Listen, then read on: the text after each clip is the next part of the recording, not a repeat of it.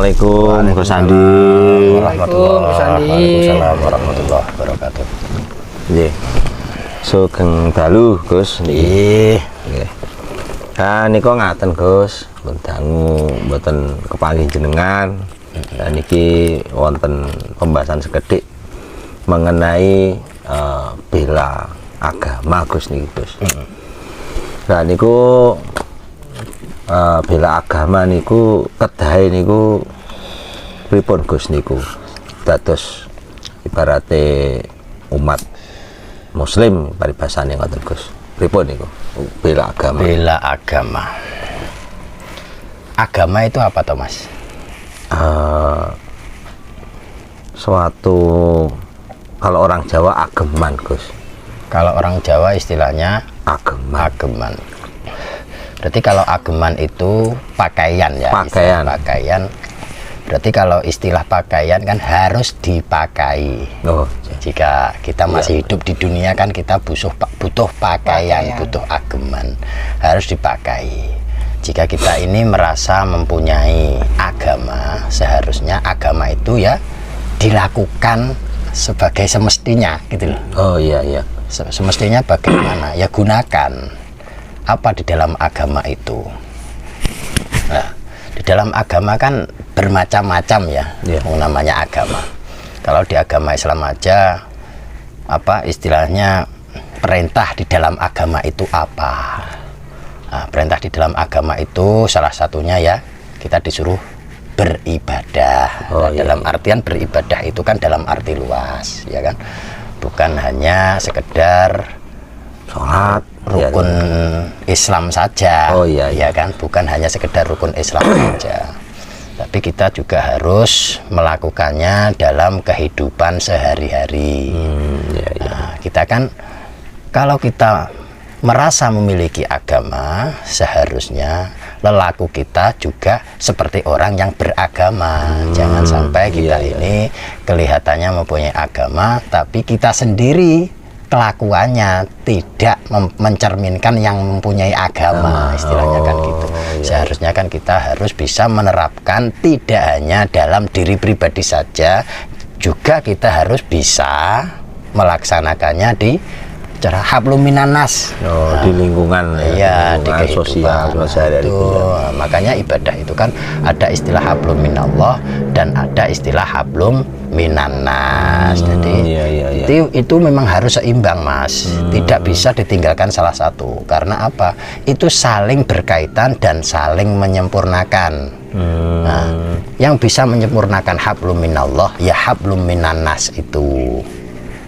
Gitu. Kalau hanya melaksanakan hablum minan nas tanpa hablum minallah itu juga masih kurang sempurna. Makanya itu harus sinkron Mas, harus seimbang, harus dijalankan dengan bebarengan. Dua-duanya itu harus. Tidak ada yang lebih didulukan, tidak ada itu Gus ya. Tidak ada. Berarti harus berjalan bersama-sama. Kan gini toh Mas, hablum minallah itu kan asupan jiwa kita. Ya kan, hablum minan nas asupan raga kita, istilahnya gitulah. Nah, jadi ketika kita ini masih hidup di dunia ini kan masih mempunyai jiwa dan raga yang berada di dalam pribadi kita. Nah, seharusnya kan kita harus seimbang. asupan apa hablum minal asupan jiwa spiritual. Nah, itu ya hablum minallah. Karena kan kepribadian istilahnya, kepribadiannya kita sendiri. Untuk pribadi diri kita sendiri, ya kan? Karena hubungannya antarane kawula kelawan Gusti. Nah, itu manunggal. Lah itu kan urusannya memang pribadi kita kepada Tuhan kita, ya kan? Hamba dengan Tuhannya dengan Tuhan. Nah, itu hablum minallah. Itu untuk pribadi kita sendiri. Tapi untuk hablum minan nas ketika kita ini masih hidup di dunia ini sangat perlu banget Mas. Karena apa? Tuhan itu tidak akan menampakkan secara langsung. Karena tidak ada yang bisa manusia menembus zatnya Tuhan Mas. Tidak ada yang bisa. Tidak akan mampu ya. Tidak akan mampu untuk menembus zatnya. Tapi gini, supaya kita bisa menembus zat Allah, kita harus ya ini harus hablum minallah dan hablum minannas ini. Harus caranya berbarengan gitu. Berbarengan. Karena apa? Tuhan itu untuk menyatakan sifat-sifatnya Allah itu akan melalui sifat-sifatnya Allah, termasuk wujud wujud ciptaannya wujud juga, ciptaan Tuhan. Iya. Kalau istilah wujud ciptaan Tuhan berarti termasuk manusia ini kan juga ciptaannya. Iya. Makanya kita harus bisa istilahnya membaca apa yang sudah diciptakan oleh Tuhan, dan itulah sebenarnya wujud kesempurnaan Tuhan itu sendiri. Gitu loh. Ya, Gus, ini ada pertanyaan kemarin ya, mungkin sedikit kontra lah di masyarakat itu. Ada beberapa mungkin kelompok mengatakan istilahnya Allah atau Tuhan itu tidak perlu dibela karena maha kuasa. Itu sebenarnya kalau yang tepat menurut Gus Sandi itu gimana itu? Apa ya memang tidak perlu dibela atau cara membelanya gimana gitu loh? Nah, itu loh Gus, itu gini Mas, gimana? Terutama itu kalau kita merasa mempunyai agama, iya, belalah agamamu di dalam dirimu. Kalau kita merasa memiliki agama, ya kan? Iya. Contoh kita ini agamanya Islam. Iya. Terus agama Islam itu gimana sih? Aturan agama Islam itu perintahnya gimana sih? Iya. Itu lakukan di dalam pribadimu. Itu sebenarnya wujud membela agamamu sendiri. Jadi Gus ya, kalau sebagai umat istilahnya untuk umat Islam, kalau kita ingin membela agama, jadi kita harus menerapkan semua aturan agama Islam itu dengan sebaik-baiknya gitu. Di dalam diri kita dulu. Diri kita dulu. Iya, terutama di dalam diri kita dulu. Kalau kita ingin membangun umat beragama, seharusnya kan kita harus membangun diri kita sendiri sesuai dengan agama kita masing-masing, ya kan? Nah, nanti kalau kita sudah tertata dan bisa memberi contoh kebaikan dengan tatanan agama itu sendiri, maka kita akan bisa memberi istilahnya, memberi petunjuk, memberi arahan, memberi contoh yang terbaik untuk umat yang beragama itu. Gitu Mas. Berarti itu salah satu bentuk pembelaan agama dari seorang umat beragama itu ya melakukan perintahnya, menjauhi larangannya itu. Jadi untuk dirinya sendiri dulu itu ya. Iya, terutama itu yang harus dibela. Tidak perlu keluar itu, ibaratnya kita bela agama, ibaratnya gitu ya. Harus kembali ke diri kita dulu ya itu. Ya, harus dikembalikan ke diri kita dulu. Untuk apa kita ini, maaf loh ya. Kan sudah sering ada fenomena-fenomena yang itu loh, terjadi itu kan. Nah, apa dengan alasan mereka itu membela agama. Tapi kenyataannya apa? Dikala waktu sembahyang, dikala waktu sholat, dia tidak melakukan sholat. Waktunya puasa, dia tidak melakukan puasa. Apakah itu yang namanya membela agamanya? Jadi istilahnya tidak misalnya diawali dari dirinya dulu ya. Dirinya belum melakukan tapi sudah mau keluar itu ya. Istilahnya gini loh Mas. Kalau kita tidak bisa menerapkan di dalam diri kita sendiri, ya kan? Istilahnya gini.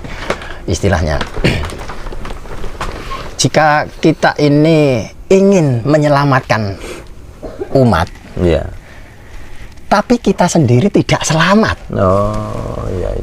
Gitu loh Mas. Apakah itu yang namanya membela agama? Seharusnya kan kita harus bisa menyelamatkan diri baru bisa menyelamatkan yang lain.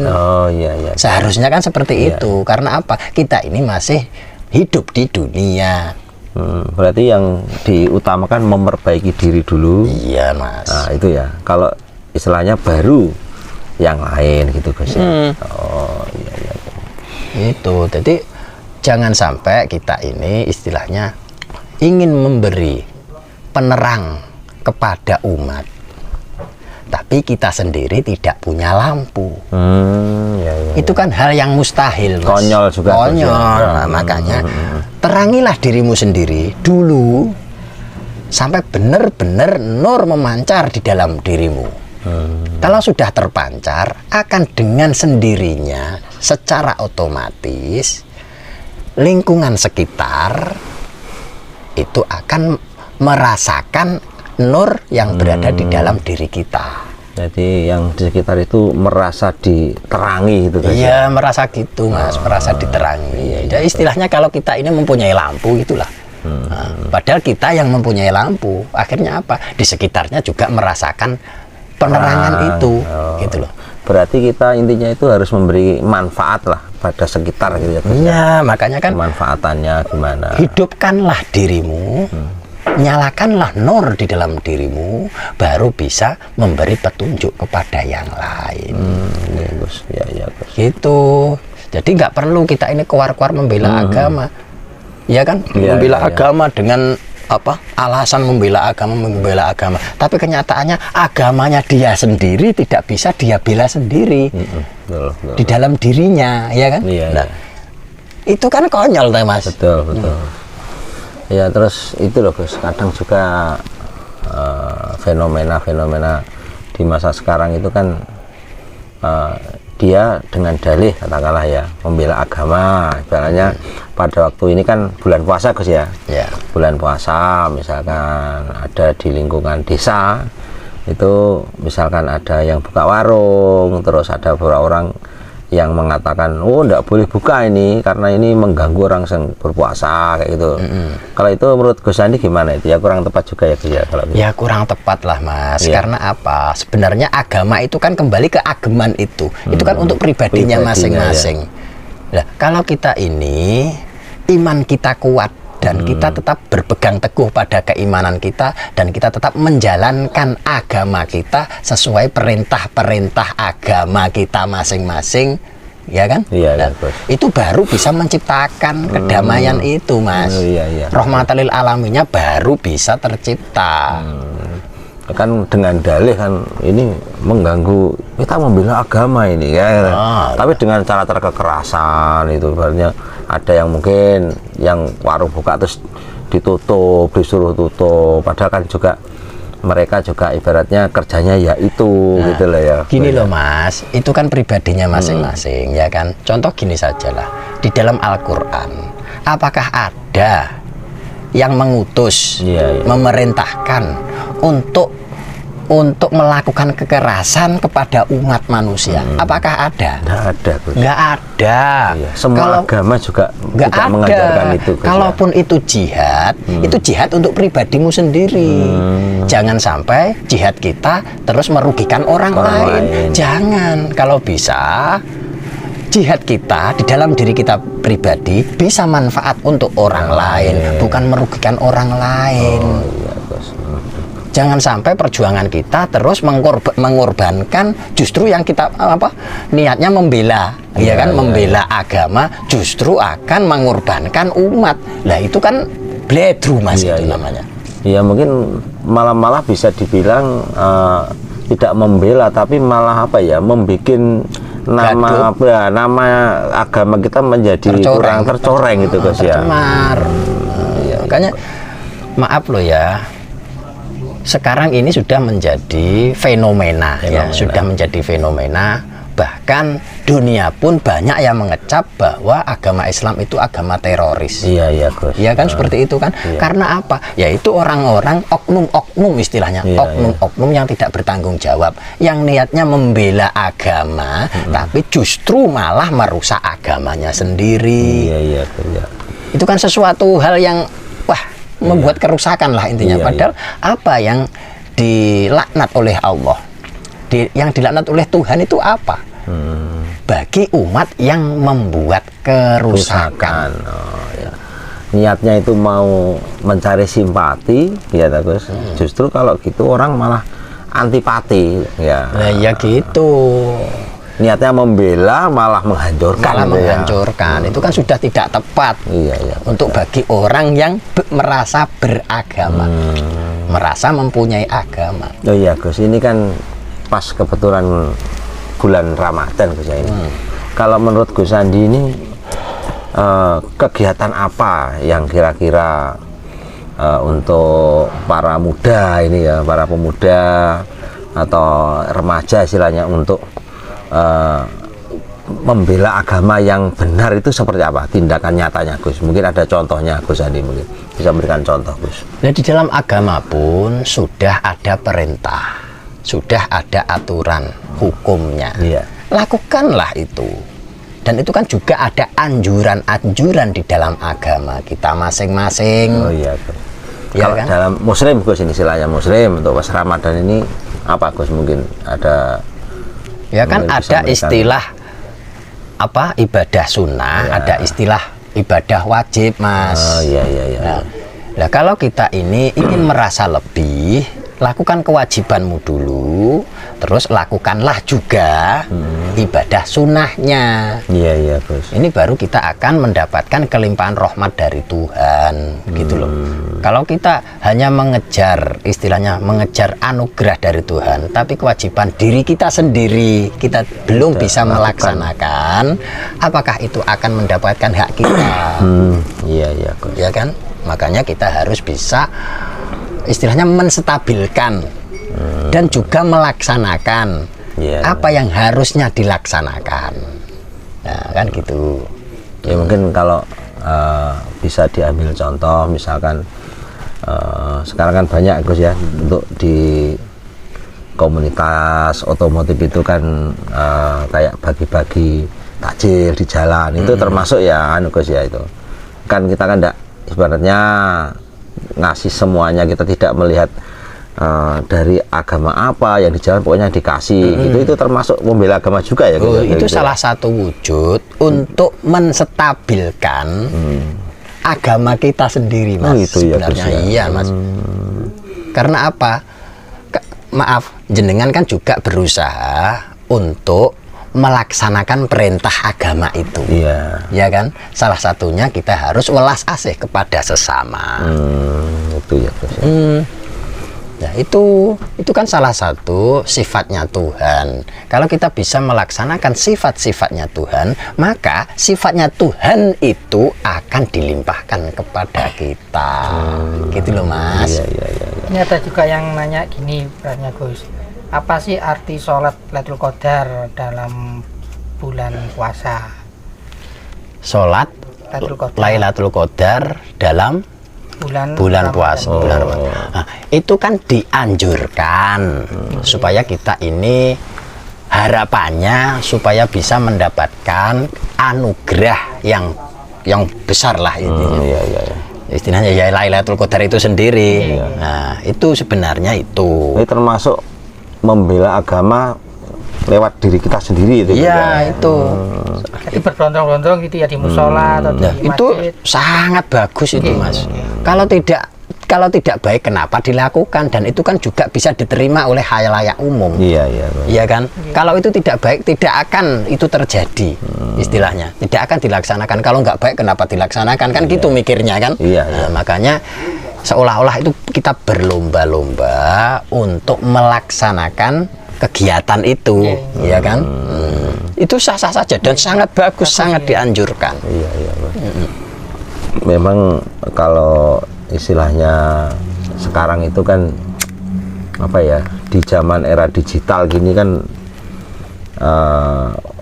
warga masyarakat itu kan mudah sekali terprovokasi Gus ya dengan Terus ada yang nanya lagi, Gus Andi gini, membagi takjil atau bersedekah di bulan suci Ramadan sama di bulan biasa itu ganjarannya atau apa itu pahalanya berlimpah atau sama? Yang namanya takjil itu kan adanya Iya. bagi orang yang Puasa. melakukan puasa, Mas. Iya, iya. Iya kan? Iya. Nah, biasanya tradisi bagi takjil itu kan dilakukannya di bulan suci Ramadan, ya kan? Kalau di hari-hari biasa itu kan istilahnya sedekah. Nah, tapi pada hakikatnya semua itu ya sedekah. Nah, tapi kan waktu di bulan puasa itu kan memang tradisi bagi takjil dengan istilah seperti Iya, itu. iya, iya. Tapi pada hakikatnya ya sedekah itu Sedekah. sendiri. Oh, cuma namanya saja ya. Namanya saja. Tapi gini, Mas, sebenarnya sedekah itu tidak harus menunggu di bulan Ramadan. Kan intinya kan gitu kan. Nah, tapi juga sangat bagus sekali jika kita melakukannya di bulan Ramadan karena sudah ada tuntunannya. Nah, itu ada kesunahannya. Kalau pahala ya urusannya Allah sendiri lah. Yang penting kan dalam hal kita melakukan ibadah, hal kebaikan dengan ikhlas. Intinya gitu, tidak ada pengarap-arap, tidak ada tendensi, tidak ada pengharapan yang terlalu berlebihan gitu. Lillah ya lillah, gitulah. Supaya kita ini bisa benar-benar menerapkan sesuai perintah agama kita. Iya tuh. Tapi kalau masalah pahala itu urusan Allah gitu ya. Urusan Allah itu, Mas. Kapan datangnya pahala? Itu kan tidak ada yang tahu. Allah. Mungkin ini ada tambahan dari saya, Gus ya. Kan ya mohon maaf ini untuk membentengi kita lah, Gus ya. Untuk membentengi kita dari kemajuan informasi yang simpang siur, Gus ya ini.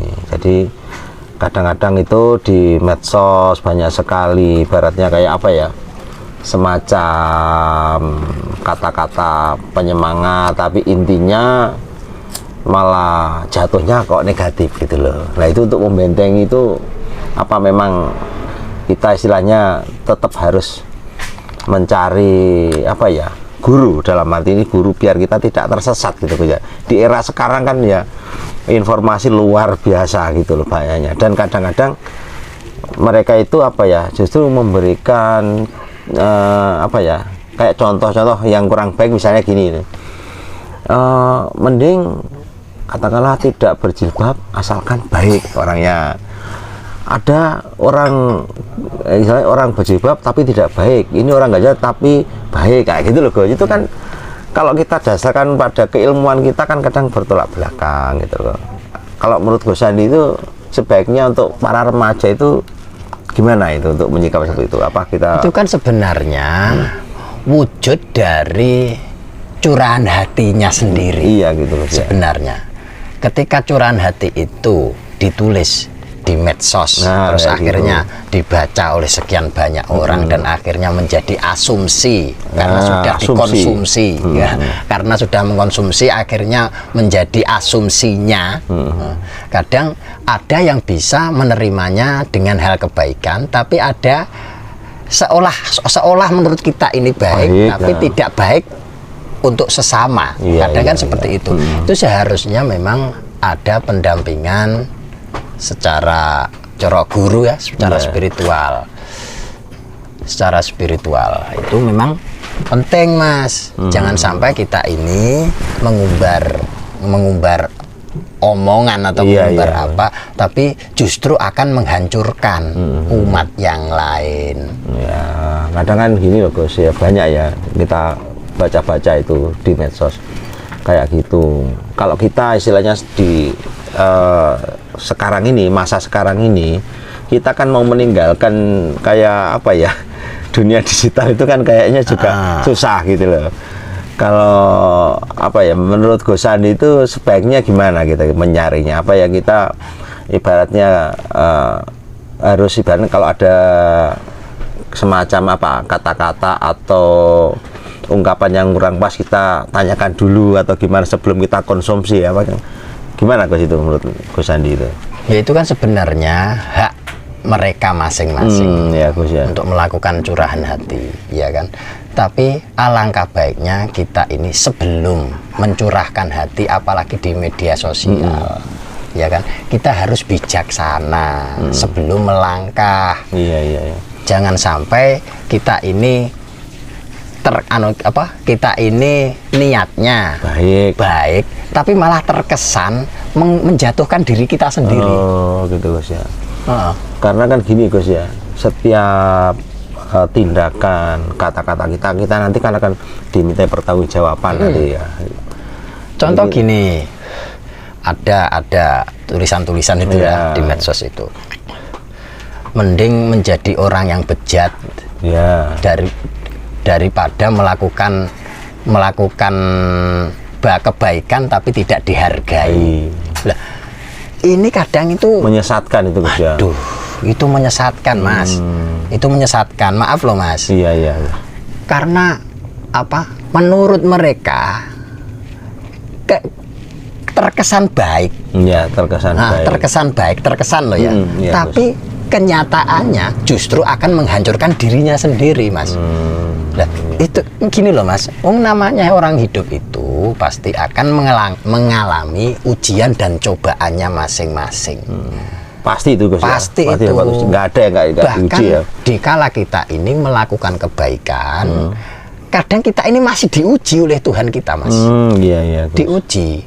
Nah, ketika mendapatkan ujian di waktu kita melakukan kebaikan terus diuji, ya kan, kebaikan kita belum diterima oleh orang lain, terus istilahnya kita ini mutung, kita ini istilahnya gini, sakit hati karena apa, merasa kebaikan kita ini tidak diterima, nah, terus akhirnya dia itu istilahnya sakit hati, aku semua berbuat baik, nggak mau berbuat baik lagi gitu ya Gus ya. Tidak akan berbuat lagi karena tidak akan berbuat baik lagi karena apa, kebaikanku tidak diterima oleh. Nah, itu. Waduh, itu teman saya Gus kemarin Gus itu ada. Ya enggak jauh-jauh dari sini. Dia sudah berbuat baik sama teman, itu temannya itu dibaiki, tapi temannya itu enggak ngerti. Gitu loh. Justru malah kebaikannya itu disalahartikan. Lah malah yang kita berbuat baik itu malah disalahkan Gus itu. Jadi akhirnya aku berbuat baik sama orang ini kok balasnya seperti ini gitu. Berarti kan itu tidak bisa menerapkan kebaikannya sendiri Mas sebenarnya. Dan dia itu tidak bisa menerima ujian dari Tuhan itu. Karena apa? Gini loh Mas. Tuhan ketika akan mengangkat derajat manusia itu pasti melalui ujian dan cobaan itu. Kalau kita tidak serta-merta gitu ya. Kalau kita berbuat baik, mesti dibalas baik sama Tuhan, belum tentu gitu ya. Belum tentu. Belum tentu. Ujian dari teman juga bisa. Iya. Kok enak banget langsung dikasih. Istilahnya gini lah. Kita udah berbuat baik dengan ikhlas, dia menampaknya tidak baik. Itu loh. Sering terjadi loh. Itu seharusnya kita ini lebih legowo. Karena apa? Ya itu tadi, karena Tuhan itu kalau ingin mengangkat derajatnya manusia itu pasti melalui ujian dan cobaan. Gitu loh. Salah satunya kebaikan kita belum diterima dengan baik. Salah satunya seperti itu. Ada di kumpulan kita Gus, terus sedangkan udah dijelentreno pun belum ngerti juga gitu. Ya memang sifatnya manusia beda-beda. Iya Gus ya, saya tanya. Itu untuk kelasnya Nabi tetap diuji Gus ya itu? Tetap diuji, namanya manusia hidup di dunia itu pasti akan mendapatkan ujian dan cobaannya itu pasti ya. Godaan pun juga ada kok. Tidak hanya manusia biasa ya. Hanya manusia biasa. Sekarang Nabi Muhammad saja ujiannya kayak apa? Apalagi umatnya. Umat tembril. Ya, itu loh Gus. Cuma kita batin toh kadang Gus lah ya. Kita udah berbuat. Ya kita nggak meminta balas budi enggak. Cuma kita anak ini disarankan yang terbaik, tapi dia itu nggak mau terbaik, ya udah kan jalannya masing-masing. Jadi kembalikan lagi. Itu ada itu aja lah penak gitu. Nah, jadi gini, jangan sampai kita ini melakukan kebaikan terus terlalu berharap supaya diterima dengan baik dan seolah-olah kita ini mengharapkan kebaikan kita dibalas dengan penghormatan, pujian. Loh, kalau kita melakukan kebaikan tapi masih mengharapkan supaya dipuji oleh orang, masih supaya dihormati oleh orang, ya cukup di situ kamu dapatnya itu. Dapatnya cuma itu. Tapi ya belum dapat itu ya Gus.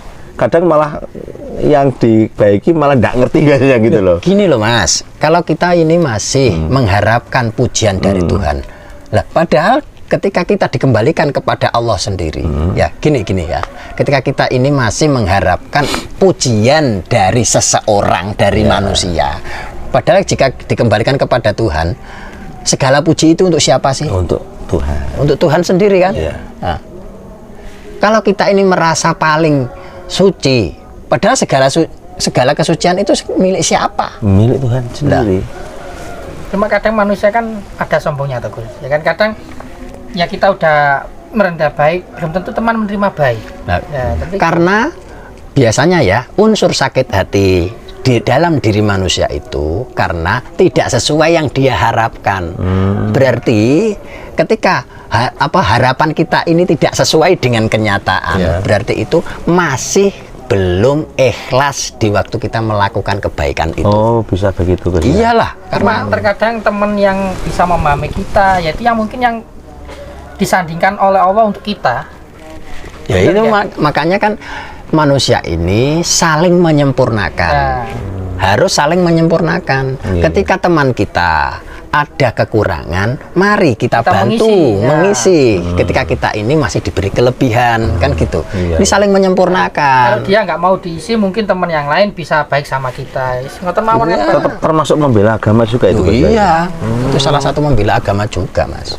Makanya kita ini jangan sampai kendor untuk melakukan harusnya tadi malam masalah itu gini harusnya nggak di kemarin seperti itu, harusnya kita selesaikan itu dengan sabar. Iya.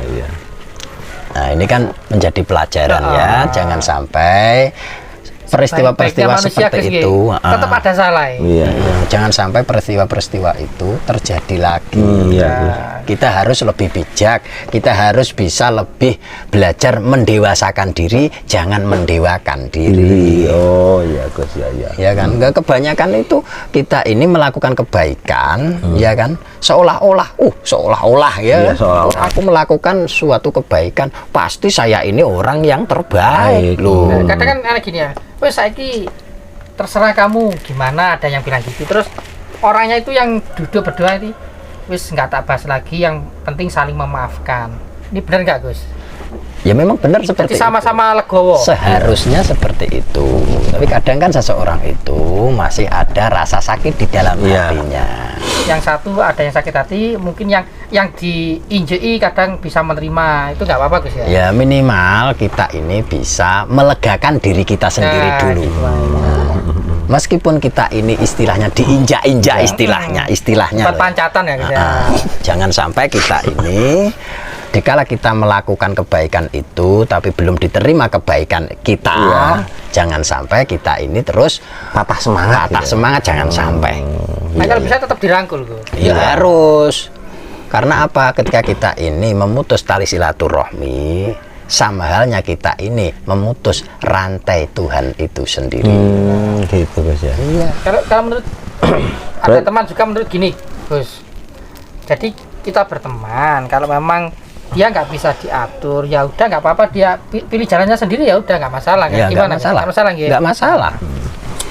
Daripada ngeyel sama orang lain, daripada nanti ujung-ujungnya nanti ribut, ya mendingan dijauhi gitu ya. Daripada kita rangkul terus nggak bisa. Istilahnya menjauh itu ya, istilahnya menjauh bukan berarti melepas.